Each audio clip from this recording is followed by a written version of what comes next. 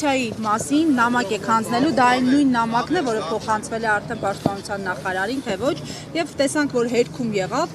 դուք նորից հերքում եք փաստորեն։ Այո, եւ հայտնի է թե ինչի համար ենք այսօր այստեղ հավաքվել եւ բնականաբար չեն կարող նման զգայուն թեմայի հանդեպ չցուցաբերել հետեւողականություն։ Սա վերաբերվում է մեր անկախությանը, ինքնիշխանությանը, տարածքային ամբողջականությանը եւ մենք բոլորով այստեղ քաղաքական պատկանելիության խնդիրը պետք է դնենք մի կողմ, կուսակցություններ, քաղաքական միավորումներ, սա մեր նորից եմ նշում տարածքային ամբողջականության եւ անվտանգությանն է վերաբերվում եւ բոլորս միամուռ կերպով պետք է այս հարցին հետամուտ լինել եւ պետք է հարցը միշտ բարձրաձայն պահել, որպեսզի մենք պատասխաններ ստանանք, թե ինչու է այս ամենը տեղի ունենում։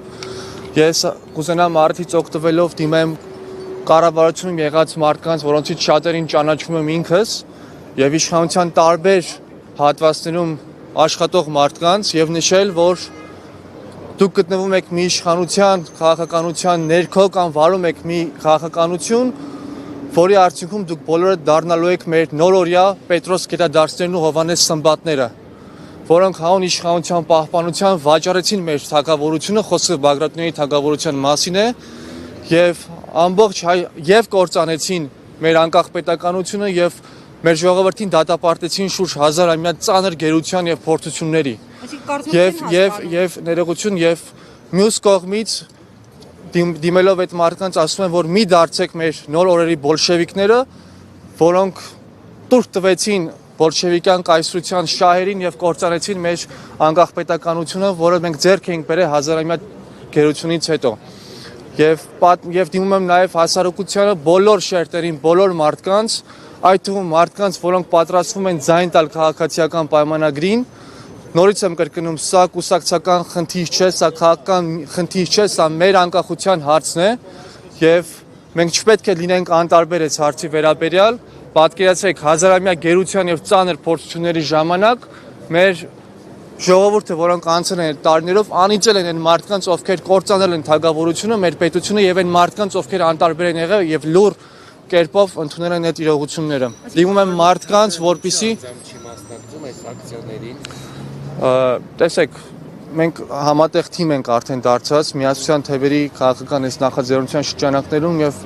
մենք մեր թիմով տարբեր այսպես ճյուղավորմամբ գնում ենք եւ մեր ձայնը բարձրաձայնում ենք։ Այսինքն անձերի հետ կապված խնդիր չկա, նորից եմ նշում, սա տեսեք դուք նշում եք պարոն Թաթյանի մասին, բայց մյուս կողմից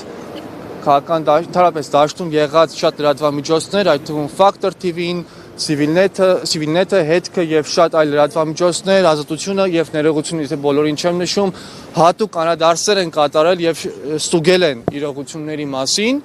Սա նորից եմ կրկնում անձերի եւ կամ քաղաքական գործիչների խնդիր չէ միայն։ Դուք նամակ եք այսօր հանձնելու, չէ՞, կառավարություն, նաեւ դատախազություն ես լսեցի, իշխանությունը հերքում այն ինչի մասին դուք խոսում եք, ինչ ակնկալիք ունեք այդ նամակները հանձնելու, ում է ուղղված վարչապետին անձամբ։ Մենք հետեւողական ենք մեր պայքարում եւ մեր բարձրացած խնդիրների շուրջ։ Մենք հասկանում ենք, որ արդեն տևական ժամանակ է այս իշխանությունները խաղաղության անվան ներքո զիջում են թե մեր պետական սահմաններից, թե մեր սուվերենությունը, ամեն ինչ զիջում են նշելով, թե խաղաղություն են բերում։ Ես ուզում եմ հերթական անգամ ուշադրություն սևեռել մի պատմական իրողության վրա։ Պատկերացրեք 1915 թվականին այդ աղետալի ցեղասպանությունից առաջ ինչ էր կատարվում հայկական միջավայրում։ Հայերը համագործակցում էին երիտթուրքական կուսակցության եւ իշխանությունների հետ, մաս էին կազմում երիտթուրքական հեղաշրջմանը եւ համարում էին, որ կա նպաստավոր պայմաններ խաղաղության հասնելու եւ խնդիրները լուծելու համար։ Երիտթուրքական հեղաշրջումից հետո ընդհանուր միջև հայ քաղաքական առաջատար կուսակցությունները իրենց ծրագրերից նախ ճանաչեցին Օսմանյան կայսրության տարածքային ամբողջականությունը եւ կատարեցին համապատասխան փոփոխությունները իրենց իսկ ծրագրերում եւ ընդհանրապես փոխեցին պայքարի մարտավարությունը ձեռք քաշելով ապստամբության գաղափարից։ Եվ բնականաբար դրա համար նախադրյալներ կար Թուրքիայի կողմից։ Եթե վերադառնանք մեր օրերը, սա մեր օրերի վերաբերյալ է։ Թուրքերը ազատ էին արձակում քաղբանտարկյալներին, 230 պատգամավորական տեղերից 10-ը հատկացնում էին հայերին, այսինքն քայլեր էին կատարում եւ ինչ եղավ հետո։ Այո, հայերը միամտորեն կամ շահադիտական նպատակներով հավատում էին իրողությանը։ Ընդամենը 1 տարի հետո մենք ստացանք Կիլիկիա հայության ջարդերը եւ արդեն 1915 թվականին զար տվեց հայոց ցեղասպանությանը։ Սա ուղիղ առնչվում է մեր իրականության հետ, ընդամենը 100 տարվա իրականությունն եւ իրողությունն է, պետք է ուղղակի մեր պատմությանից դասեր քաղենք եւ ճիշտ քաղաքականություն ընտրենք այսօր։ Այսօր կառավարության նիստն է ընթանում զուգահեռաբար, ինչ որ մեկին հանդիպելու պահանջում եք այսօր։ Ոչ։ Մենք կհանձնենք նամակը, որտեղ նախ թիմակիցները արդեն պաշտպանության նախարարության մոտ մի քանի օր առաջ հանձնել են այդ նամակը, նման բովանդակ նամակը հանձնենք այստեղ, նորից եմ նշում, սա պայքարի հետևողականության մասին է, որ մենք մեր բարձրաձայնած խնդիրների մասին խոսում ենք, հետևողական ներկայացնում ենք եւ ներկայացնում ենք նաեւ փաստեր եւ չենք խուսափում փաստերի հետ կապված այս բանավեճից եւ պահանջում ենք պատասխաններ։ Իսկ պաշտպանության նախարարությունից արձագանք եղավ, թե միայն այն հոլովակներ, որտեղ